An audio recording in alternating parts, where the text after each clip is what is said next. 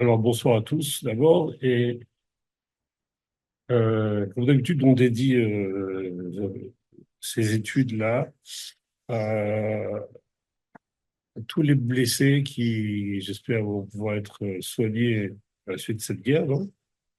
Également à l'élévation de toutes les âmes qui ont été touchées ou prises pendant cette guerre et surtout pour la libération de ceux qui ont été enlevés là-bas. Que cette étude les aide, même un petit peu, à la miséricorde d'Hachem pour les faire sortir de là-bas. Alors, on va attaquer donc la paracha de Balak, que je viens de dire là juste avant d'ouvrir l'enregistrement. On va essayer de déterminer la raison pour laquelle la Torah, elle a eu la nécessité de faire parler un animal. C'est tout à fait étrange, parce que ça, c'est plutôt de l'ordre du conte de fées, des histoires pour enfants. Alors là, c'est intégré à un texte qui est quand même pas très simple et donc on va essayer aussi de comprendre.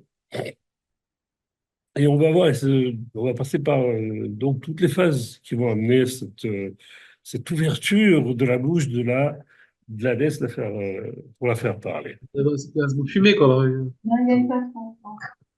Comment?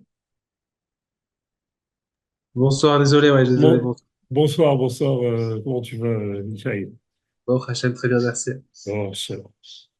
Alors, je vais commencer l'histoire, l'étude. Donc ici, on parle de Balak. Balak a une peur bleue d'Israël.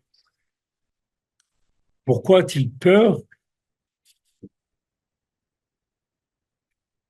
Pourquoi a-t-il peur alors qu'il ne devrait pas avoir peur? Pourquoi il ne devrait pas avoir peur? Parce que, en réalité, on a vu que pourquoi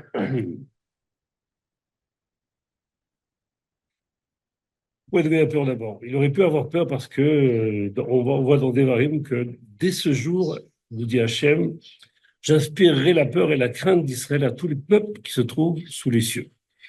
Ça, c'est la raison pour laquelle il aurait dû avoir peur et il aurait eu raison d'avoir peur. Mais moi, savais qu'Israël ne prendrait pas sa possession de sa terre, comme c'est écrit aussi dans le Ramban.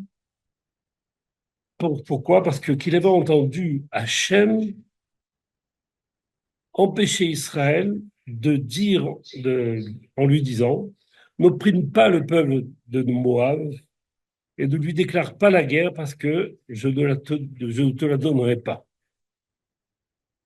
Donc, de ce point de vue, Moab n'aurait pas dû avoir peur. Malgré tout, il va faire appel à ce qui s'appelle le prophète des nations, Bilam, qui avait le grand avantage de pouvoir maudire les gens, et ça marchait. Et donc, il veut s'en servir, moi, pour pouvoir maudire Israël. Et la raison qu'il lui donne pour essayer de le convaincre de le suivre est la suivante. Voici un peuple qui est sorti d'Égypte, il a volé l'œil de la terre et il s'installe face à moi. Donc ici, on a trois propositions. La première, que Israël est sorti de la terre, de l'Égypte, pardon. Il a voilé l'œil de la terre et il s'est installé en face de moi. Ces trois propositions ont convaincu Bilam de suivre Balak, d'aider Balak en tout cas à vaincre Israël d'une manière un peu exceptionnelle. Moi, il faudra comprendre quelles sont les raisons de Balak à travers la réponse, la demande qu'il fait à Bilam. Pour comprendre cela, il faut savoir que la sortie de l'Égypte en hébreu inquiétait Balak parce que l'Égypte, à l'époque, était un pays qui était le plus développé qui soit. Un peu l'Amérique d'aujourd'hui et en plus grand encore. On disait que la sagesse de Moshe surpassa toute la science des peuples d'Orient et toute celle de l'Égypte. Donc l'Égypte possédait une sagesse très grande et en même temps, en parallèle, c'était le pays le plus dépravé de la terre aussi.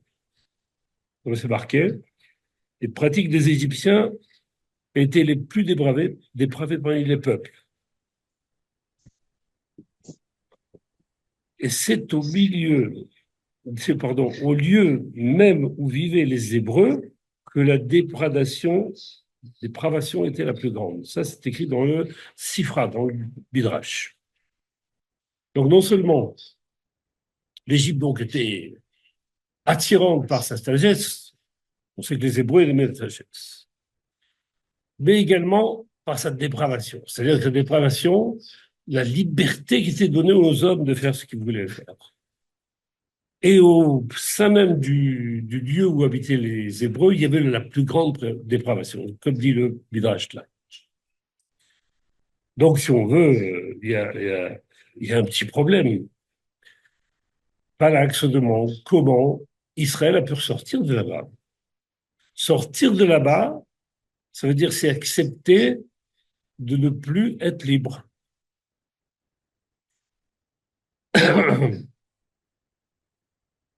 On disait que aucune personne ne pouvait sortir d'Égypte. Ça, c'est un mirage, ce qui le dit, ce qui signifierait que aucune personne ne désirait sortir d'Égypte. Non pas, on le pense au départ, que leur armée était tellement forte que toutes les frontières étaient renforcées, personne ne pouvait en sortir.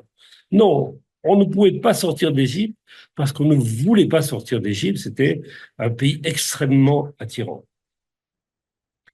Et les Hébreux qui étaient là-bas finirent par s'assimiler. D'où on sait ça? Il y a plusieurs textes qui le démontrent, qui le prouvent. Et parmi eux, il y en a un qui dit comme ça, les uns comme les autres étaient incirconcis, ils se coiffaient d'une manière arrogante et portaient des vêtements de composition interdite, chatness. En d'autres termes, les Hébreux étaient rentrés dans ce pays, ils sont nés dans ce pays. Donc, ils sont assimilés au pays, comme chez nous, on peut dire, quand on arrive d'un pays du Moyen-Orient du Maghreb et qu'on va en France, très vite, on arrive à s'assimiler. Un pays comme les États-Unis, tout le monde s'assimile ou presque. S'ils ne vivent pas dans une société fermée, ils s'assimilent. Il n'y a pas le choix. On est un peu dans ce cas avec l'Égypte. C'est-à-dire que les Hébreux étaient très bien intégrés à la société égyptienne. Même le jour de la sortie d'Égypte, alors qu'ils avaient vécu toutes sortes de prodiges, comme les plaies qu'Akhloj avait fait contre les Égyptiens, eh ben, à ce moment-là même, au moment où ils allaient euh, prendre le radio, comme l'avait demandé Moshe, sur l'ordre d'Hachem, et l'égorger, enfin pour l'égorger, faire l'agneau pascal, ce qu'on appelle ça, c'est présenté comme ça. On dit retirez vos mains de l'idolâtrie et attachez-vous au misvot. C'est-à-dire qu'on était encore en Égypte, juste avant de sortir. On a vécu les plaies, et quand même, Akashbo nous prévient, retirez vos mains de l'idolâtrie. Ils étaient encore plongés avec les mêmes défauts que les Égyptiens, dans les mêmes défauts que les Égyptiens. À plusieurs reprises, ils vont exprimer le regret d'avoir quitté ou abandonné l'Égypte pendant les 40 ans où ils étaient dans le désert, et le dernier, pratiquement, euh, 40 ans après la sortie, le peuple s'éleva contre Hachem et Moshe. On lit dans Bamidbar. Pourquoi nous avons fait quitter l'Égypte, ou pourquoi nous avons fait quitter l'Égypte, si c'est pour nous faire mourir dans le désert? Laissez-nous en Égypte. Ils auraient pu réclamer autre chose que retourner en Égypte, s'ils étaient si mal que ça là-bas. On voit bien que donc, ils étaient attachés à ce pays qui était en fait leur patrie, en réalité. Donc, tout cela pour dire que l'inquiétude de Balak était justifiée sur ce point. Pourquoi? Parce que quand il l'annonce, demande à Bilam de venir avec lui, il dit, voici un peuple qui est sorti d'Égypte. Déjà la première proposition. Il est sorti d'Égypte, ça veut dire quoi? Ça veut dire que ils ont réussi à se libérer de l'emprise des désirs que leur proposait ce pays. Ils étaient dans un pays, c'était aux États-Unis, par exemple. Je donne un exemple pour qu'on ait une petite idée. Où là, on a une liberté totale, on peut faire à peu près ce qu'on veut, etc. On a beaucoup d'argent en général. Et malgré ça, on quitte. On va faire son alia. D'accord? Et là, c'est tout le peuple qui a quitté l'Égypte. Et bien là, qui sait pourquoi il l'a quitté? Pourquoi il le sait? Bon, parce que non seulement ils ont sorti d'Égypte, mais en plus, ils vont amener avec eux quelque chose euh, d'extrêmement grand qui s'appelle la Torah, puisqu'ils l'ont reçue 40 jours après. Et donc cette Torah-là, Balak la connaissait très bien. D'où on sait cela? C'est que il y a marqué comme ça dans le Zohar, Yitro était plongé dans l'idolâtrie. Puis ils s'en écartés. Ils s'en est écartés. Balak, qui était un de des petits-fils de Yitro, s'écarta de la voie de son père. En d'autres mots, Yitro, on sait que c'est quelqu'un de Biyan qui a recherché par parmi toutes les divinités, s'il y en avait une qui valait le coup. Et il a trouvé qu'en réalité, il s'est trouvé qu'en réalité, il s'est converti au judaïsme, il est retourné voir Moshe, etc. Et il est retourné dans son pays pour convertir au judaïsme tous ceux qui étaient là-bas. Mais il y en a un qui était réfractaire à cela, c'était qui? C'était Balak.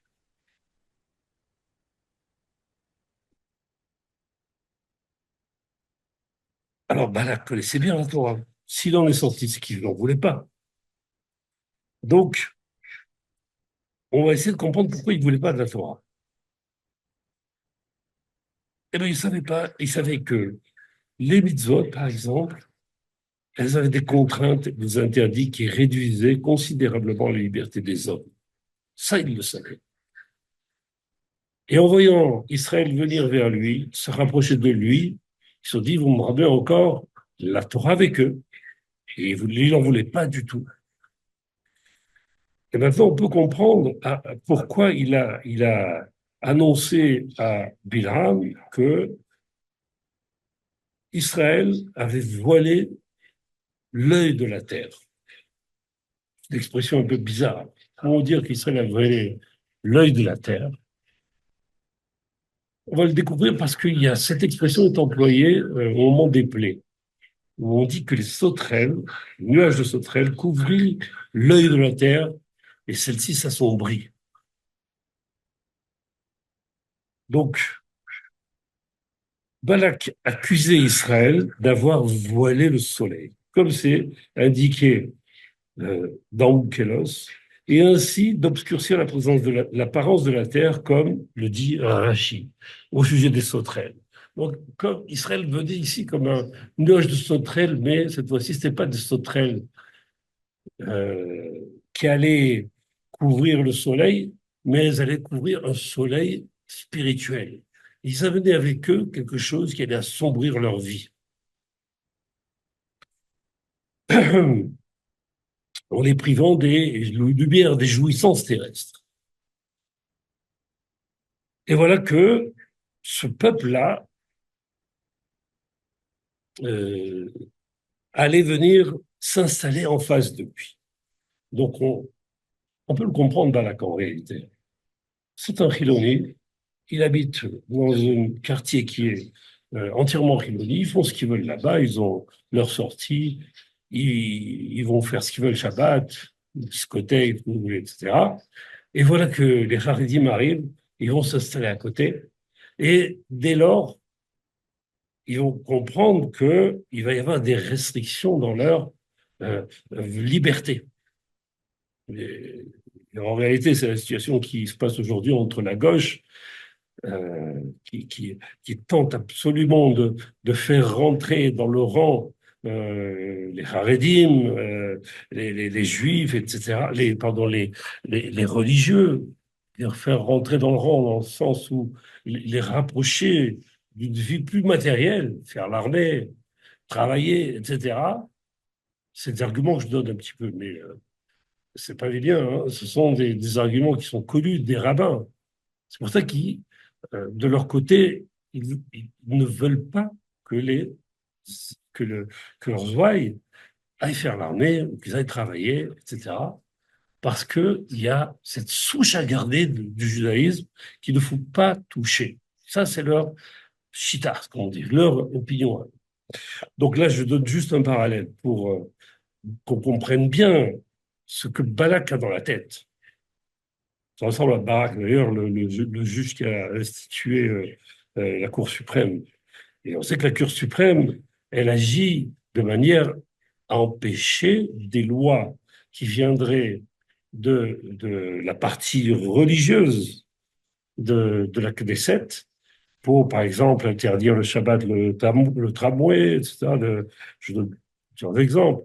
Et ils essaient d'empêcher ces lois pour que la liberté reste un peu plus grande ou se développe un peu plus, alors que le Shabbat, c'est quand même le Shabbat. On arrive à respecter un petit peu le Shabbat. Bon, c'est un exemple. Donc, il va faire appel à Bilham, dont il connaissait le pouvoir. Il sait que celui qui va être béni par lui sera béni, celui qui veut être sera maudit par lui sera maudit. Et il veut maudire Israël.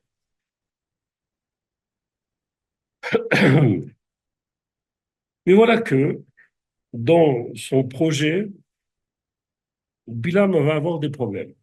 Bilam, lui, il a quand même voulu demander l'opinion d'Hachem. Est-ce que j'y vais, est-ce que j'y vais pas? Première fois, Hachem lui dit, tu vas pas.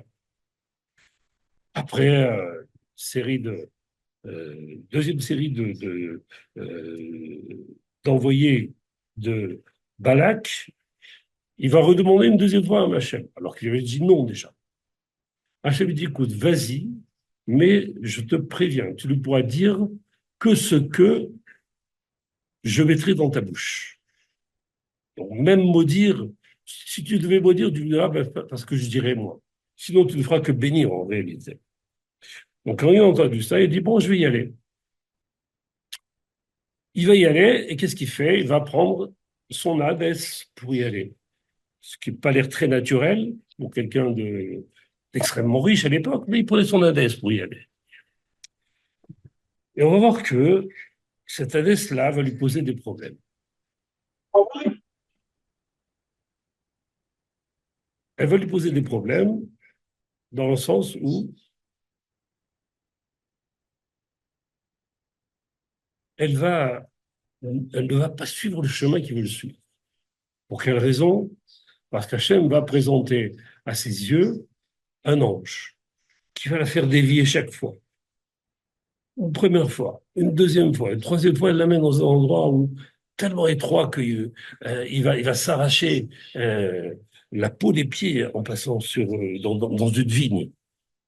Et il va la frapper chaque fois, une première fois, une deuxième fois, une troisième fois, jusqu'à ce que Hachem ouvre la bouche de la Nalès pour lui dire, mais attends, qu'est-ce que je t'ai fait? Ne suis pas cette Thalès-là que que tu montes depuis que tu me connais, disons comme ça. C'est écrit ainsi. La Nalès dit à Brillam, ne suis pas ton Hadès, celle que tu as chevauchée de tout temps jusqu'à ce jour. Pourquoi me frappes-tu? La question se pose, pourquoi, la vraie question c'est pourquoi ouvrir la bouche de son Hadès pour mettre dans sa parole un reproche à Bila. Avant de répondre à cette question, on va faire une comparaison entre Abraham et Bilam. Pourquoi? Parce que dans les deux cas, il y a un âne chez Abraham et l'ânesse chez Bilam. Et tous deux vont aller à une mission. La mission de Bilam, on la connaît, c'est d'aller maudire Israël. La mission d'Abraham, lorsqu'il va préparer son ânesse, son âne, pardon, ça va être d'aller sacrifier son fils sur un autel. On a exactement deux situations totalement opposées. Cependant, les deux textes qui sont reliés Abraham à son âne et Bilam à son ânesse se ressemblent énormément. On va voir pourquoi. Il y a marqué dans le texte, Abraham se leva de bonne heure et il alla sceller son âne. De même pour Bilam, il y a marqué, Bilam se leva de bonne heure et il scella son ânesse. Donc, tous deux, ça veut dire quoi, se leva de bonheur? Se leva de bonheur, ça veut dire qu'il y avait un zèle très grand. Abraham avait un zèle à accomplir, un acte qui était absolument au-dessus de toute logique. Impossible à accepter. Et Bilam va se lever aussi avec zèle pour maudire Israël. Alors, qu'est-ce que c'est? Quel est le rapport avec tout cela? Pour le retrouver, il faut aller dans le sens hébreu du mot âne. Le mot âne se dit hamor. Hamor, c'est quelque chose qui est lié au chomer. Chomer, c'est la matière. Et le Maharal nous dit comme ça, il est mentionné à son sujet, au sujet d'Abraham, qu'il chevauche l'âne, hamor. Cela signifie qu'il s'élève au-dessus de la matière. Autrement dit, Abraham a complètement maîtrisé la matière. Il est au-dessus de lui, le chevauche. Et donc, ça signifierait qu'il a complètement dominé ses pulsions, ses passions et tout ce qui le lie au monde matériel. À l'inverse, Bilam chevauche non pas un âne, mais une ânesse. De plus, comme le révèle le sage, il ne fait pas que la chevaucher. Il est écrit dans Sanhédrin, je te sers de femme la nuit. Autrement dit,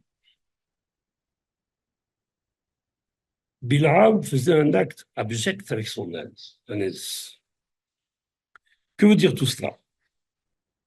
Maal répond. Il dit c'est parce que Bilam avait fusionné avec la matière que les sages nous apprennent qu'il cohabitait avec son ânesse. Ça signifie quoi? Ça veut dire que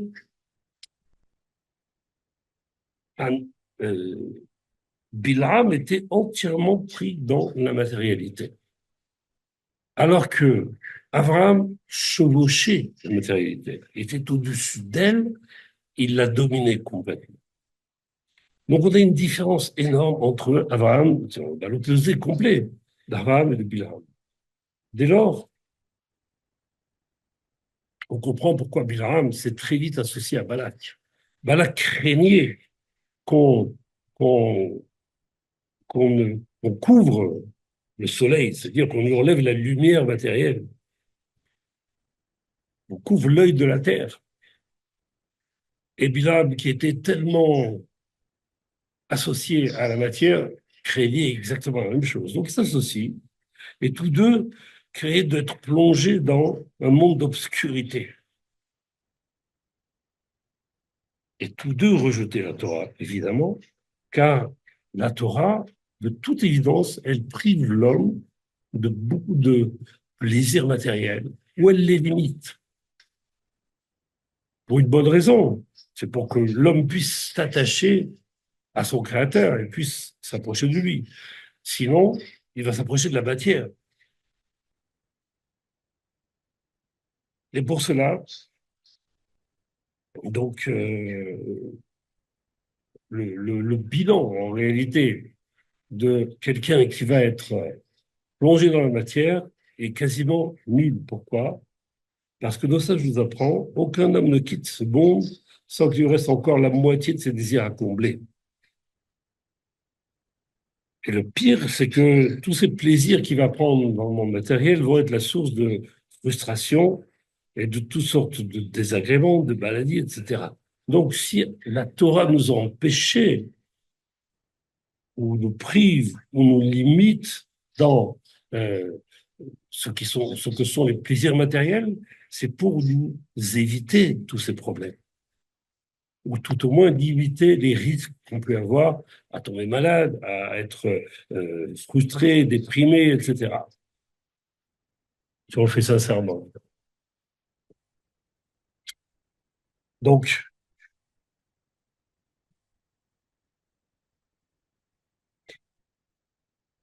la vie matérielle choisie par l'homme est un peu une allusion.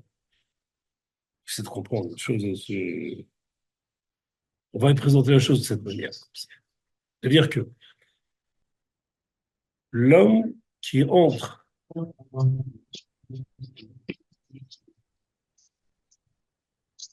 l'homme qui est sous l'emprise du monde matériel, va être l'objet de frustration. Soit, comme on l'a dit, un plaisir matériel ne dure jamais. Il est éphémère, tout le temps éphémère. Et donc, une fois qu'il a atteint ce plaisir-là, il va en chercher un autre, plus grand. Ça, c'est, de manière générale, un homme qui est arrivé à un très haut plaisir risque d'avoir beaucoup de frustration s'il ne peut pas aller plus haut que ce plaisir qu'il a eu. Les gens qui gagnent de l'auto, je sais pas si ai parlé déjà, très souvent vont perdre leur argent. Ils vont essayer d'avoir. Pourquoi? Parce qu'ils vont essayer d'avoir d'autres plaisirs. Et c'est dû à quoi? Au fait que le jour où ils ont gagné le loto, ils ont été à un niveau de plaisir extraordinaire. Qui voudraient retrouver ce type de plaisir, ils ne peuvent pas le retrouver. Et alors, ils vont dépenser leur argent pour ça. Donc, la vie telle qu'elle se présente à celui qui est attaché à la matérialité va l'amener à une direction qu'il ne veut pas aller, où il ne veut pas aller. Lui, il veut aller vers plus de plaisir, et après, il va être limité. Il n'a pas assez d'argent. Sa stature physique ne lui permet pas, ou il a vieilli, ou quoi que ce soit. Et donc, il va en vouloir la vie. C'est-à-dire, c'est quoi cette vie? Comment euh,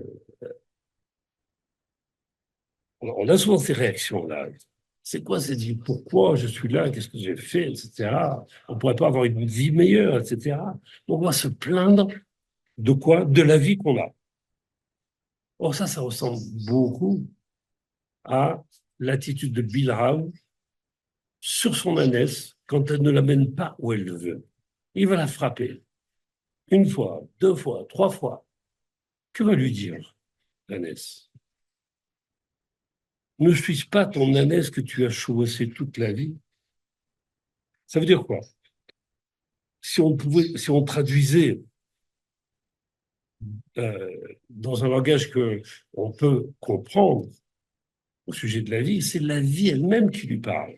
Elle lui dit, as-tu oublié que c'est toi qui m'as choisi et que nous cohabitons ensemble depuis toujours? C'est-à-dire, je vais en vouloir la vie que j'ai eue alors que je l'ai choisie.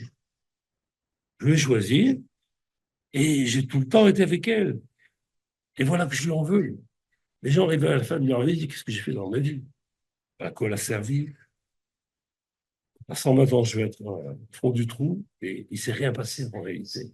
Parce que tous les plaisirs que j'ai eus, ils sont oubliés, ils sont éphémères, on n'en a plus. Et on ne peut plus en avoir. Donc c'est un peu ça le sens que je voulais donner. La Torah fait parler l'ânesse. L'ânesse, c'est un peu la vie de l'homme, puisque c'est la matérialité. C'est dans lequel il se trouve. S'il ne sort pas de là pour la chevaucher, pour la dominer, pour avoir sur elle une emprise totale, pour ne pas subir ce qu'elle nous envoie à nous, c'est-à-dire des pulsions de plaisir, etc., de faire demander de faire des choses qui sont toujours et qui nous dégagent, qui nous éloignent d'Akadosh Baruch Hu, Eh bien, on est dans cette vie-là et nous sommes dans un chemin que l'on ne veut pas. Et on va se faire mal. C'est ainsi. Moi, l'interprétation que je donne sur le fait que la Torah vienne faire parler une ânesse. Maintenant, en réalité, Balak Binam n'avait pas tort. La Torah voile la lumière terrestre. Comme on l'a vu, on en a déjà parlé. Cependant, c'est grâce à ce voile, c'est-à-dire lorsque les plaisirs sont cachés ou qu'on les a cachés nous-mêmes, on s'empêche de les voir, évite la chute spirituelle et nous prépare à jouir d'une lumière infiniment plus grande et éternelle, qu'Hachem a réservée à cet effet. Puisque, comme dit Abraham, l'homme n'a été créé que pour se délecter d'Hachem, profiter de l'éclat de sa présence, qui est le véritable plaisir, le plus grand délice qui existe. Donc on voit que, encore une fois, la Torah ne vient pas nous empêcher de tirer plaisir de la vie parce que c'est un ascétisme ou une forme de soumission à Hachem. Non, Hachem veut cela pour nous préparer à recevoir quelque chose de beaucoup plus grand. Et donc ça, c'est le sens qu'on peut donner maintenant à la bénédiction qu'Hachem met dans les lèvres de Bilham. Que dit-il? Matovu aolecha Yaakov mishkilotecha Israël. Que tes tentes sont bonnes, Yaakov, tes résidences, Mishkelot, Israël. Qu'est-ce que cela signifie? Les tentes, ce sont des lieux où la lumière matérielle ne pénètre pas. Elle ne pénètre qu'avec une mesure très faible. Et dans lesquels Yaakov, le juif du labeur, c'est-à-dire celui qui se prépare à devenir Israël, doit vivre, se doit de vivre. Il choisit de vivre là-dedans. Comment c'est écrit? Et Yaakov, homme intègre, habitait sous les tentes, dans Bereshit. Ces tentes sont bonnes. Pourquoi sont-elles bonnes?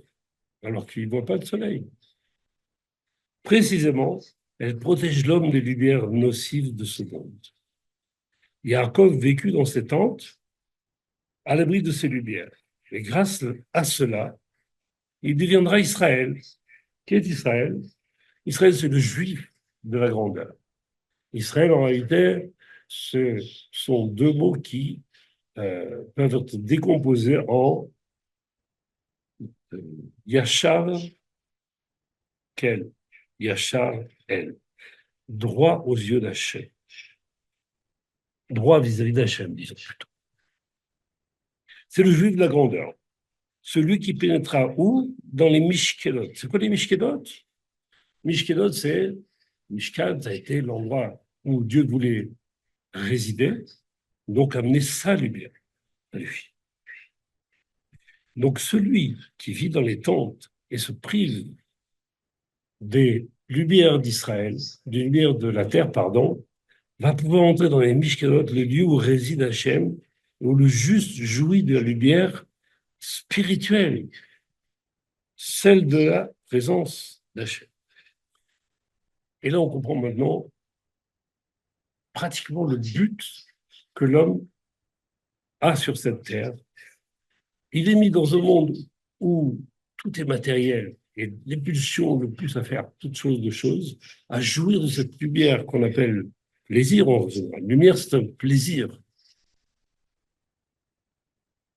Et ce plaisir-là est négatif.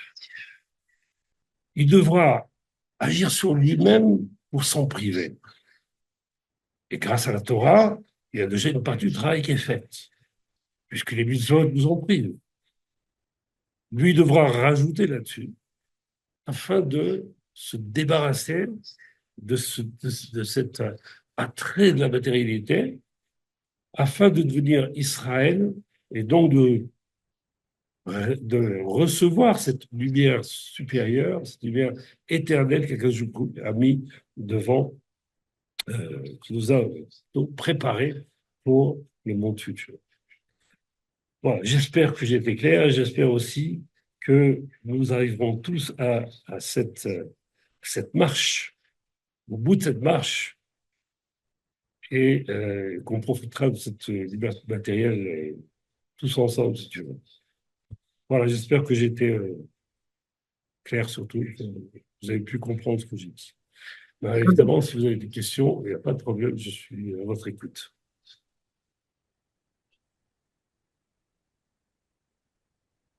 Je voudrais pas rentrer dans le débat de l'objectif pour l'homme étant de jouir de la splendeur de Dieu.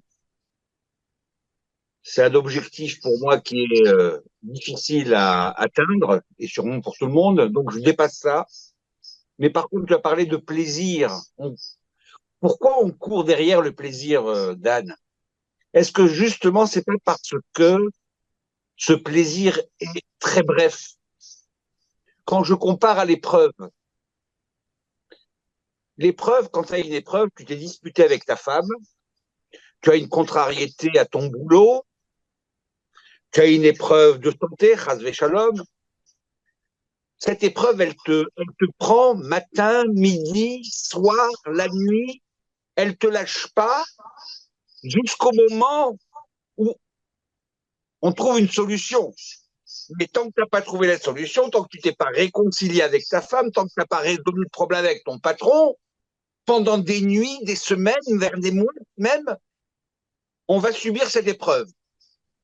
Si pour le plaisir, c'était de la même nature, si le plaisir était un petit peu plus long à apprécier, peut-être qu'on ne courrait pas autant derrière tous ces plaisirs. C'est pas une question, c'est juste une observation et je voulais te la soumettre. Est-ce que tu comprends ce que je veux dire? Oui, il y a D'abord. deux parties, en fait. Il y a deux parties. Il y a le plaisir et il y a l'épreuve. Le plaisir est éphémère, comme tu as Ouais, dit, oui. mais on le recherche tout le temps. On recherche le bonheur, ça s'appelle le bonheur, on recherche. Et on n'y arrive jamais, On n'y arrive c'est clair. jamais. Ça, c'est clair. On a des problèmes qui peuvent plus ou moins être plus ou moins difficiles, mais il y en a toujours, quel que soit notre environnement, notre vie, etc. Il y en a toujours.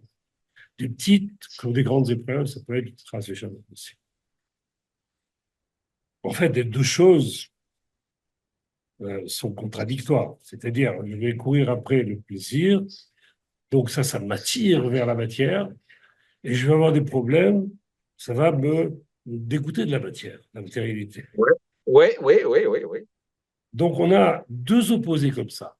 Et en réalité, c'est Agosbo qui met de la danse. C'est lui qui met de la Pardon, danse. c'est qui?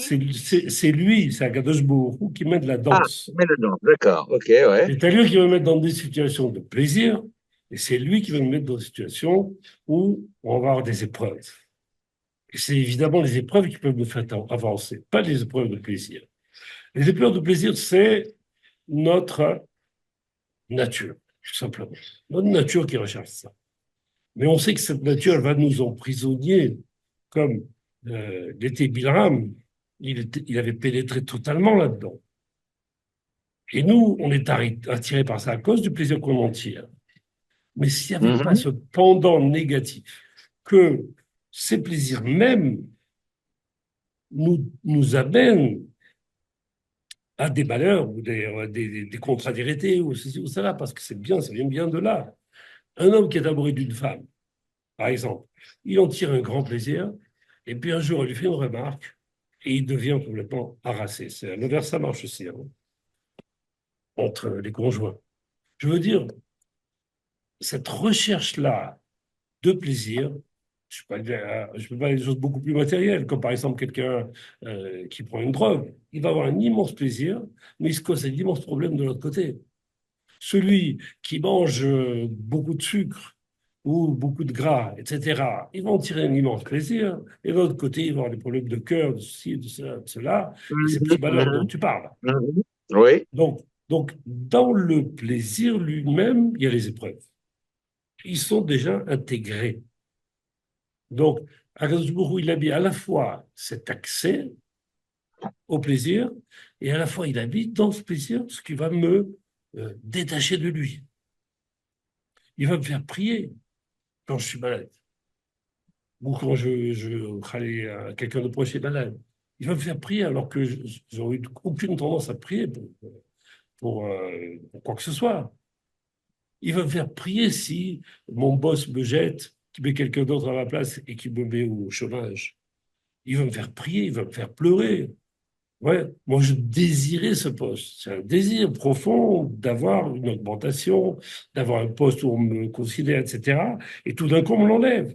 Qu'est-ce qu'on m'a enlevé en réalité? Le plaisir que j'aurais dû atteindre par ce poste. Et je retombe dans un état où j'ai plus du tout de plaisir. J'ai l'impression que je pourrais plus l'atteindre. Et si je ne peux plus atteindre d'une chose, ça s'appelle la dépression. Donc, c'est contenu dans le plaisir. C'est ça faut comprendre. Que le plaisir que nous donne la matérialité contient le malheur que je vais avoir si j'en abuse, évidemment. C'est une question d'abus, on est bien d'accord. Parce qu'on a bien besoin de vivre aussi. Donc, je pense que là, j'ai répondu aux deux aspects de Tout ta à fait, question. tout à fait. Tu as parfaitement répondu à la nuance près que, effectivement, je comprends bien que l'épreuve est l'autre côté de la médaille de celle du Du plaisir. plaisir. Donc, Absolument. j'ai bien compris ta réponse. La seule chose où je reste un peu sur ma faim, c'est qu'il n'y a pas d'équivalence, encore une fois.